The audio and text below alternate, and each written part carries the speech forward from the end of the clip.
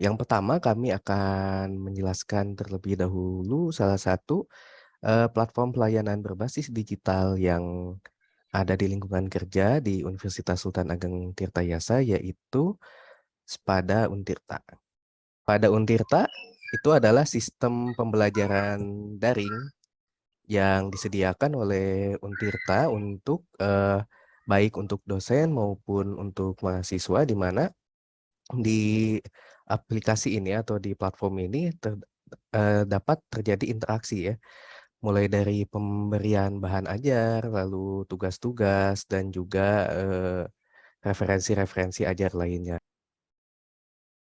Nah, untuk tampilannya di sini ada beberapa menu ya, mulai dari ada web untuk Untirtanya sendiri, lalu ada ini terkoneksi juga dengan eh, sistem yang lain ya di Untirta. Dan di sini juga ada tampilan-tampilannya yang mana terdapat atau ditampilkan juga mata kuliah yang diampu oleh dosen ya, yang menggunakan ya, yang mengakses Spada ini. Di dalam dashboard Spada Untirta ini kita bisa lihat kursus yang saya ikuti. Nah, ini juga berlaku pada dosen dan mahasiswa. Contohnya kita klik di sini untuk mata kuliah analisis dan teknik demografi. Nah, ini tampilan dosen, di mana di sini dosen mempunyai akses ke dalam fitur-fitur yang ada di Spada, misalnya untuk memberikan materi di dalam kelasnya. Caranya adalah dengan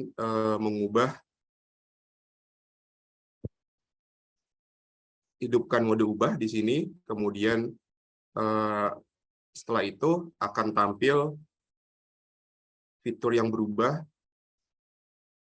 Nah, di sini dosen bisa menambahkan beberapa aktivitas atau sumber daya seperti assignment atau sebuah tugas, kemudian presensi juga, kemudian ada tentang kuis, juga bahan ajar lainnya atau sumber-sumber pembelajaran yang bisa diakses mahasiswa sesuai dengan jenisnya. Ada buku, ada file, atau bisa juga dengan PPT, kemudian ada sampai kepada URL atau terkait dengan sumber literasi di luar atau di digital yang bisa diakses oleh mahasiswa di sini. Ini juga dosen bisa melihat peserta atau mahasiswa mana saja yang terenroll di dalam mata kuliah ini, dan juga bisa dilihat juga fitur nilainya.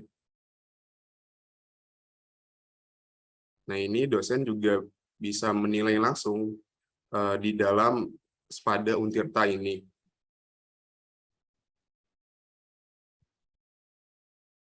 Kalau untuk melihat peserta siapa aja, juga tinggal lihat di pesertanya. Nah, di sini ada grup B atau kelas B. Nah, ini jumlah peserta 39, dan ada nama-namanya di bawahnya. Kalau kita tadi perhatikan penjelasan dari kedua pemateri, di mana saya bisa menganalisis, bisa dilihat dari kelebihan dan kelemahan sistem Spada ini.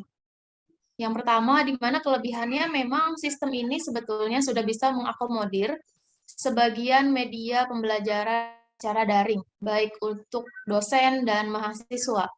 Karena di dalam Spada tadi, udah bisa kita lihat sudah ada pembagian materi, pertemuan 1 sampai dengan terakhir, yaitu ujian akhir semester. Kemudian juga untuk tugas-tugas sudah bisa langsung diberikan, dan untuk nilai tugas sendiri juga sudah bisa langsung diberikan oleh dosen itu sendiri kepada mahasiswa.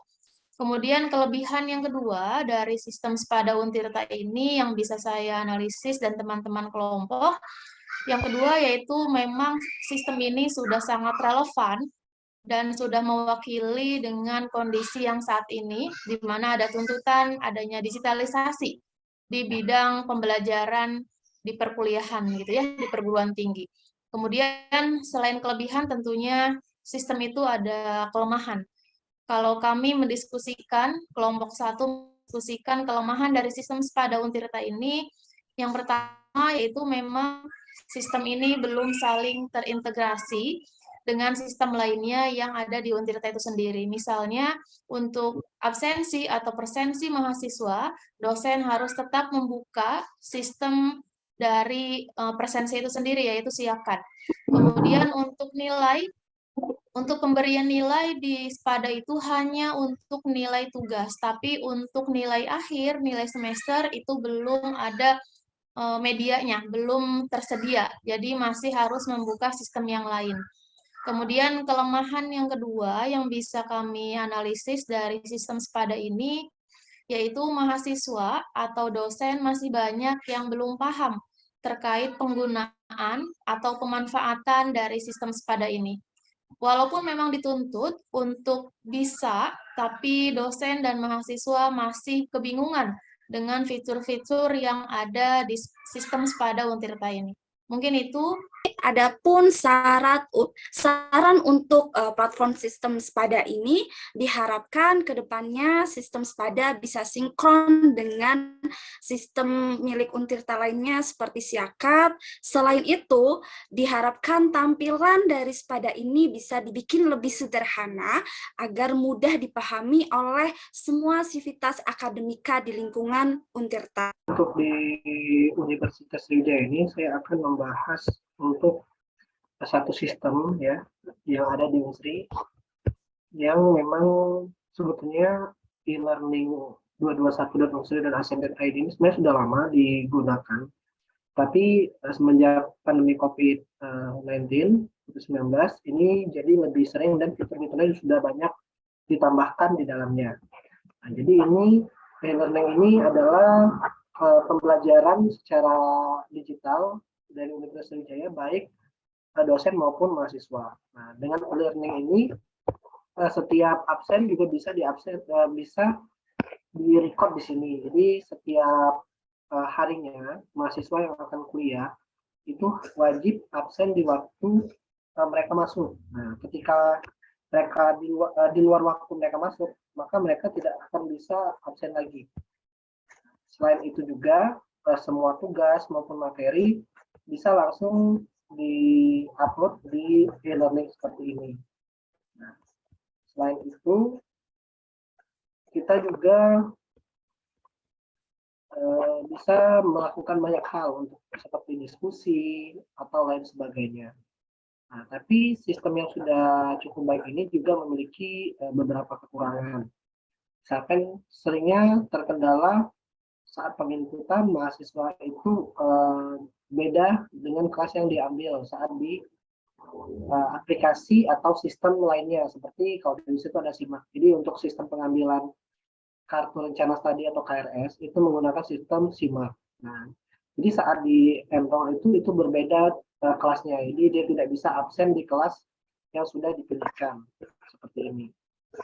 Mungkin solusinya dari saya sama seperti dengan sistem yang ada di Untirta, harus diintegrasikan lagi agar tidak terlalu banyak sistem, sesuai juga dengan instruksi Bu Sri Mulyani ya, bagaimana suatu institusi itu sebaiknya menggunakan satu sistem yang semuanya terintegrasi, jadi tidak berbeda-beda, karena untuk di Universitas Sriwijaya sendiri itu banyak sekali sistem-sistem yang ada, misalkan khusus dosen, untuk pengabdian masyarakat, dan lain-lain, itu ada Sirendokar, dan lain-lain.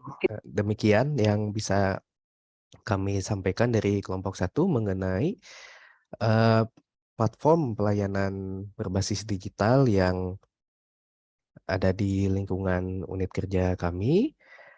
Terima kasih atas perhatiannya, terima kasih telah menonton video ini. Mohon maaf bila ada kekurangan. Assalamualaikum warahmatullahi wabarakatuh. Waalaikumsalam warahmatullahi wabarakatuh.